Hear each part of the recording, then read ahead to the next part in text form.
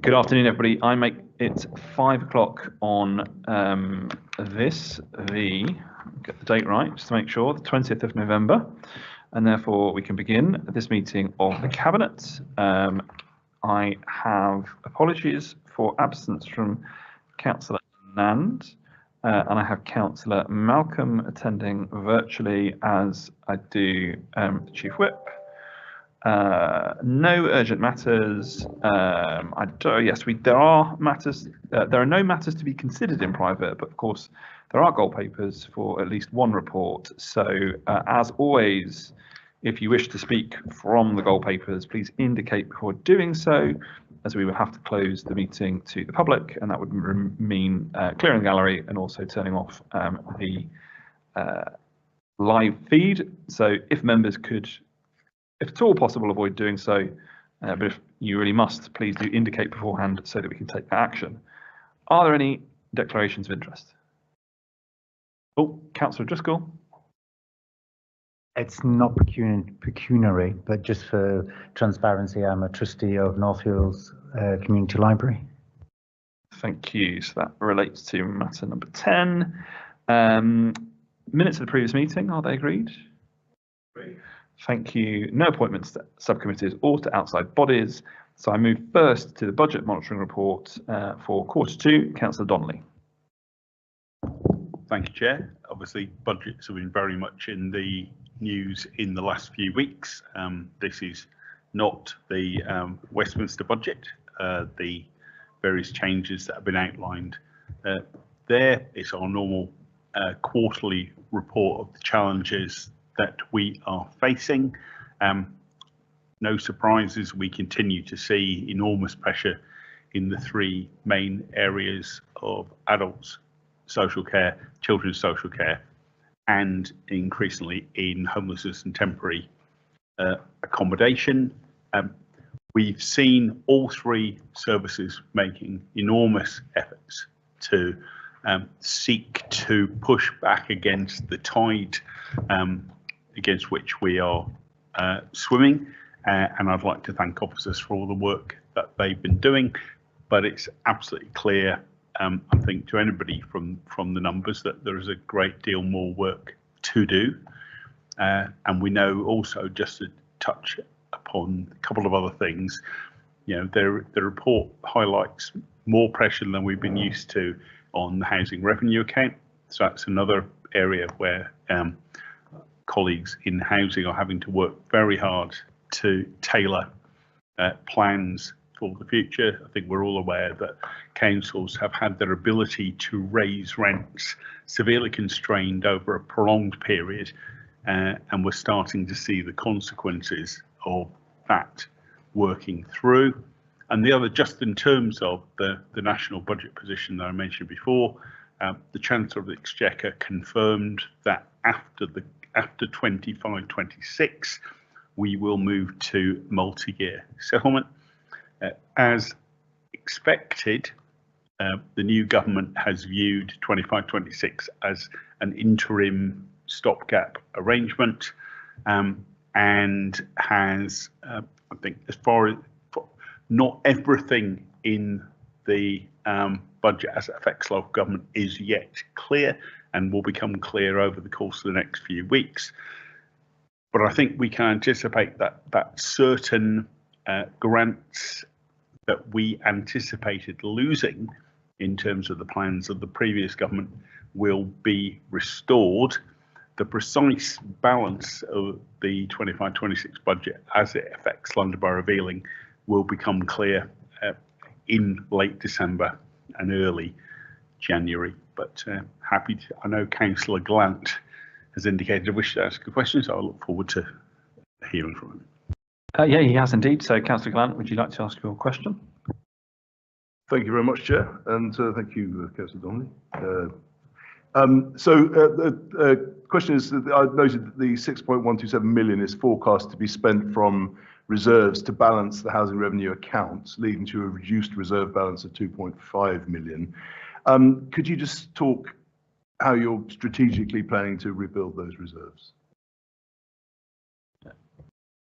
Fair question. Councillor Donnelly, do you want to comment? And I also So Brett as well as the responsible government. So there's two sides, I suppose, from my standpoint. We're all clear that the thing about reserves is you can't use them very often. There are occasions, however, where their purpose needs to be exploited. They're there for a reason, and this time round we anticipate needing to use them, but we know that we can't use them at that scale again. And so part of the plans that the service has to draw up in terms of this and future years is about ensuring that we are sufficiently in balance for that not to be necessary again. I'm sure Councillor Brett would have more to say about some of the deal at this stage, but obviously, as you'll understand, we are in the early stages of putting plans together for the coming year. But I think everybody understands it's a challenge. This is an area whereby I think councils have been used to housing revenue accounts simply looking after themselves. Over a long period, the value of revenue into the housing revenue account has dropped, and that the costs that we are incurring, partly through inflation, partly because of greater expectations upon us as landlords, not just through the likes of Grenfell, but not least because of the safety implications there. We've seen the demands of cost increase and our ability to raise revenue constrained. And in the long run, there's only one possible outcome from such a from two lines converging.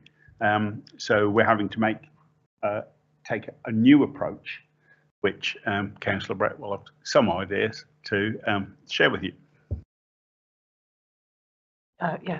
Thank you, Councillor Donnelly. I won't repeat kind of Councillor Donnelly's kind of summary of why we are in this scenario, but I suppose just to kind of speak to the issue with the HRA and the overspend.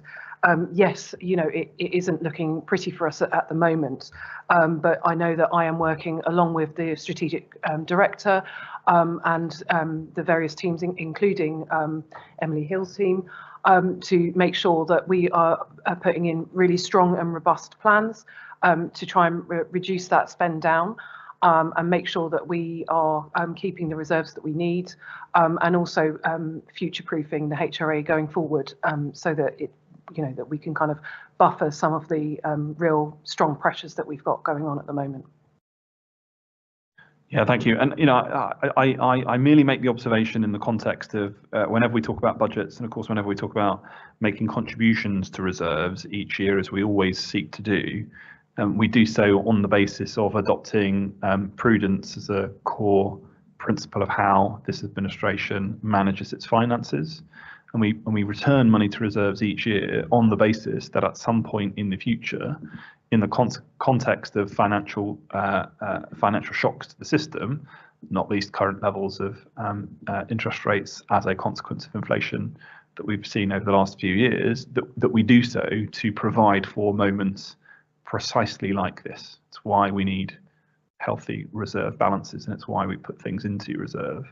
So, I would just caution, as I always do, Councillor Gallant and also Councillor Malcolm, if and when we return to conversations about reserves, I will remind us of this conversation in which here we are in a position to be able to meet our obligations within the HRA because we have been prudent with the council's finances to provide for a situation as we find ourselves in.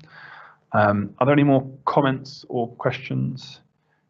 That not being the case, I'd ask members to refer to the recommendations in the report and ask if they're agreed.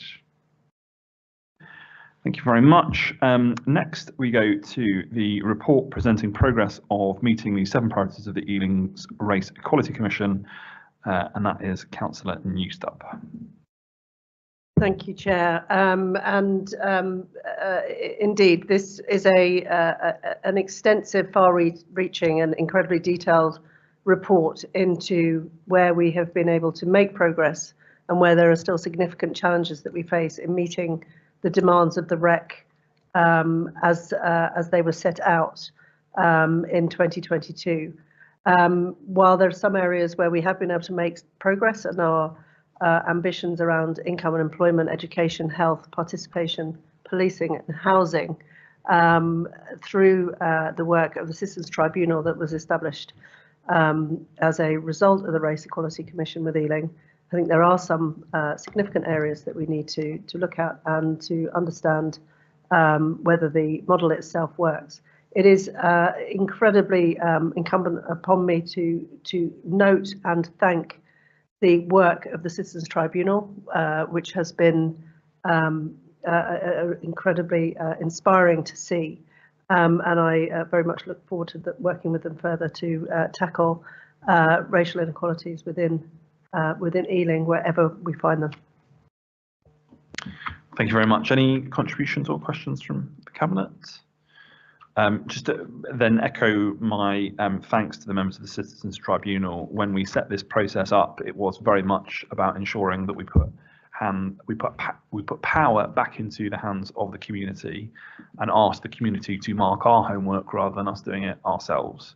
And the curve towards progress is slow, as certainly famous people have said before I.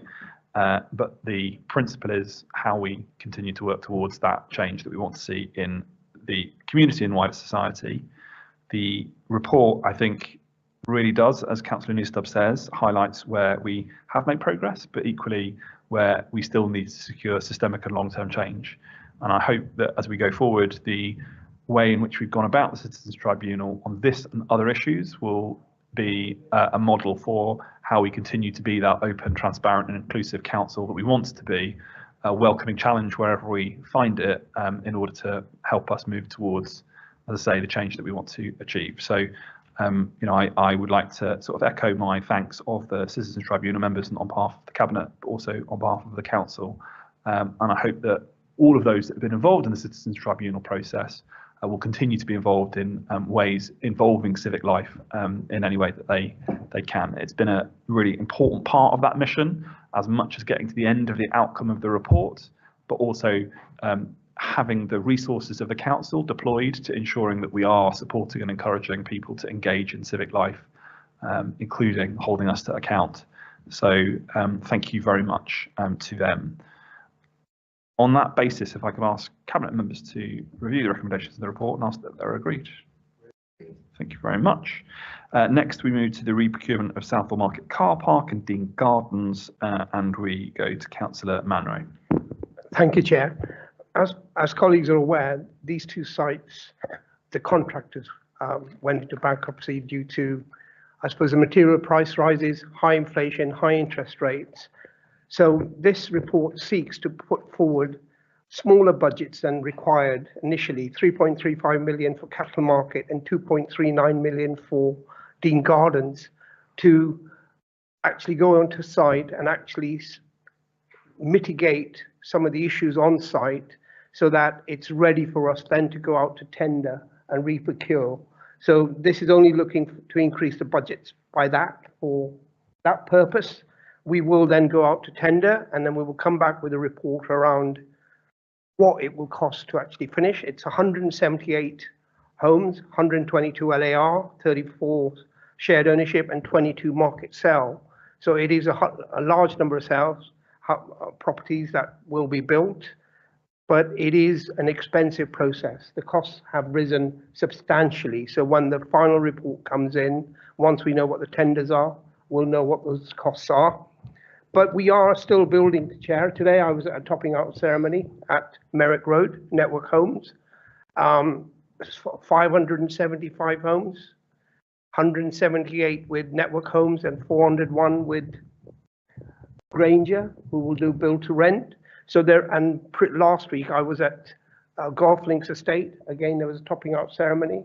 So we are still building, but we need to get these sites, including the other Henry sites, built and residents living in them. So we're just asking for that increase in budgets for us to do the work that needs to be done before we go out to tender.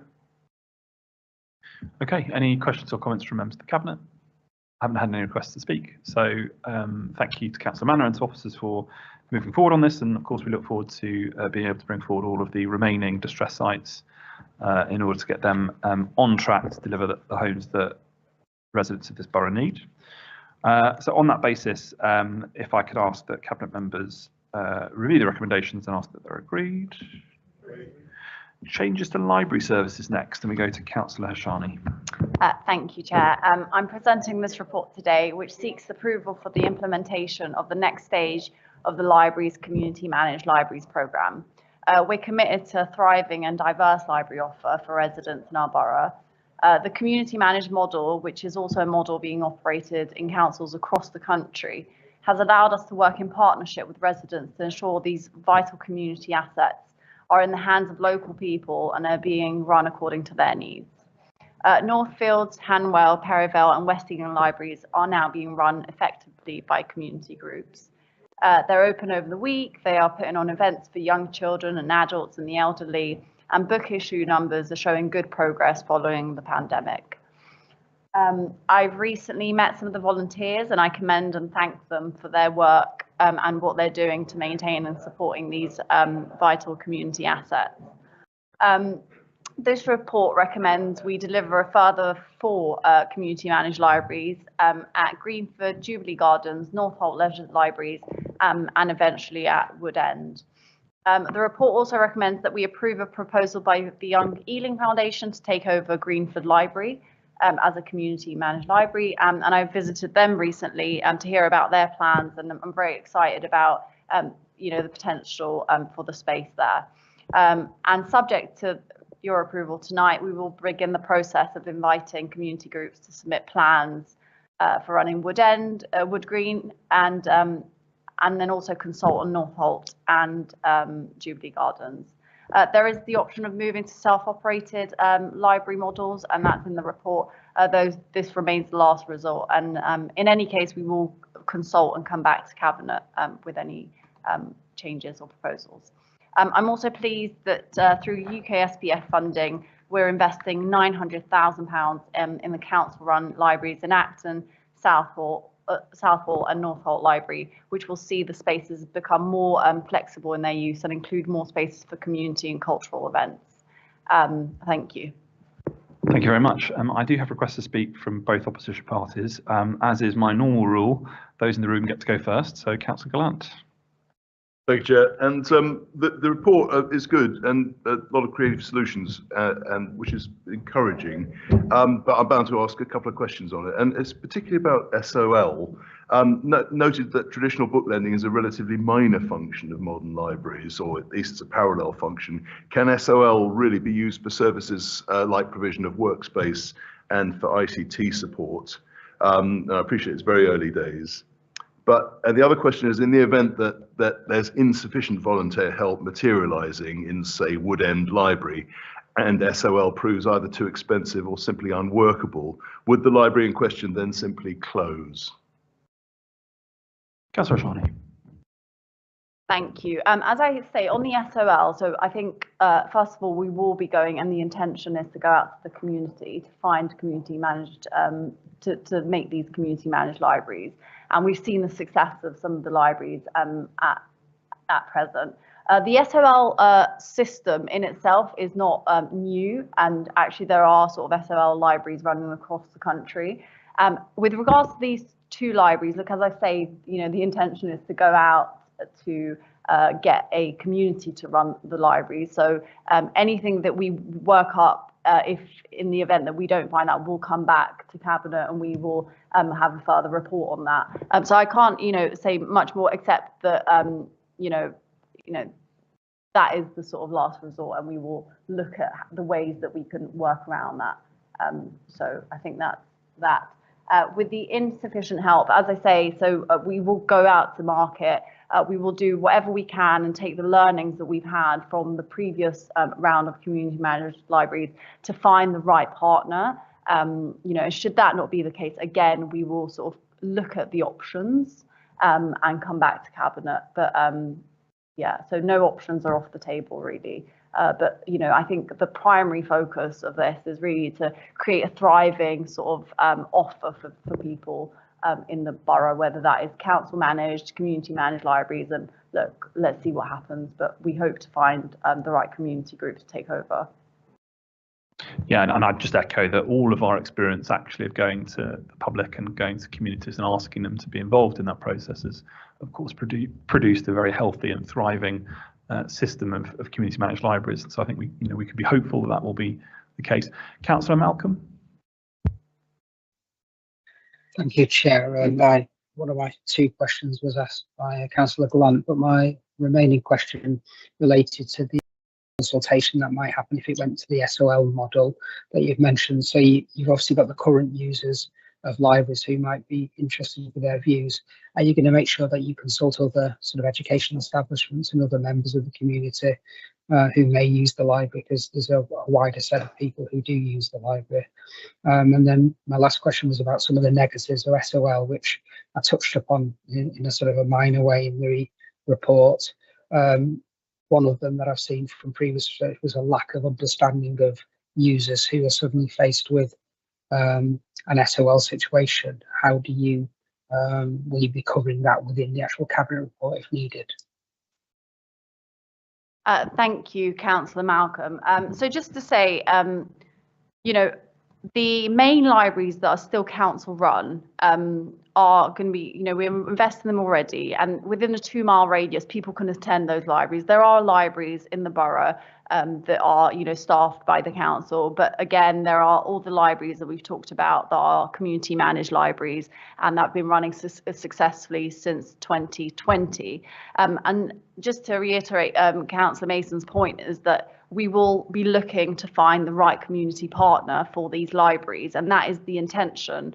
And you know, the team will be working really hard, taking the learnings from our previous experience to find the right partner. And you know, from my experience of speaking to community groups, you know, on Greenford Library, you know, the Young Ealing Foundation has come forward with a fantastic plan. We haven't been able to go out to sort of test the market on the 2 further libraries, but I really strongly suspect that there will be community groups that will come forward with plans for that, and then we will encourage that and we will support that process.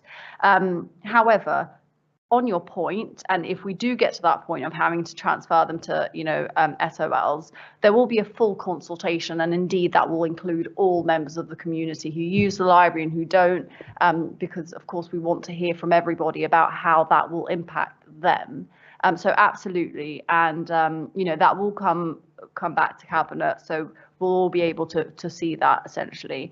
And the negatives of SOL, again, yes, there are some negatives as we've stated in the report, but we will try to you know, work with the service as a whole as well to ensure that people really have access to diverse library offer across the borough. So it might not be in that particular library, you know, but there is a wider library offer, and you know, we hope that, you know, people will find themselves able to, you know, attend or visit other libraries in the area that have perhaps a different level of service than the one in the ones that you've mentioned. So I hope that sort of goes some way to answer your question. Thank you. Thank you. Any other contributions or questions from a member of the cabinet? Libraries are on a constant evolution, and they always have been since their first invention. And many members of the cabinet will recall some of my past comments about the interesting origin stories of libraries and the temperance movement, and indeed some of that is quite interesting. But they're always evolving, and whether they were initially built to lend books or just to be reference libraries, what they have now become are hubs for communities that are well loved and enjoyed, that if they provide anything, it is a space quite often for the congregation of young people to study and for families to bring their children to engage with learning and the love of learning from a very early age. And I think what we continue to try and do as an administration is not only protect those much loved spaces, as we have done in the face of significant financial challenges over the last 14 years, to the extent that our network of libraries pretty much remains as it was, where other local authorities have closed or transferred out significant volumes of libraries in the past decade, we're actually continuing to make that provision, but just thinking about how we deliver libraries and doing it in a different way, and actually asking the community to come forward as they want to take ownership, participation, and be proud of the libraries that they're providing to those local communities. This is the next natural evolution of that process. And I'm really confident, as Councillor Hashani, as you've spoken about in the context of the Young Ealing Foundation coming forward to take over a library that, of course, might even help us address a deficit or provision in the north of the borough for youth and youth services. You know, this is the next stage. I think we could be hopeful that that will enable us to do that going forward. So, you know, again, I commend officers and I commend the report. With all that being said, therefore, are Cabinet members happy to agree the recommendations? Great. Well, then that takes us to the end of the business. The next meeting of the Cabinet will be on Tuesday, the 17th of December. See you then.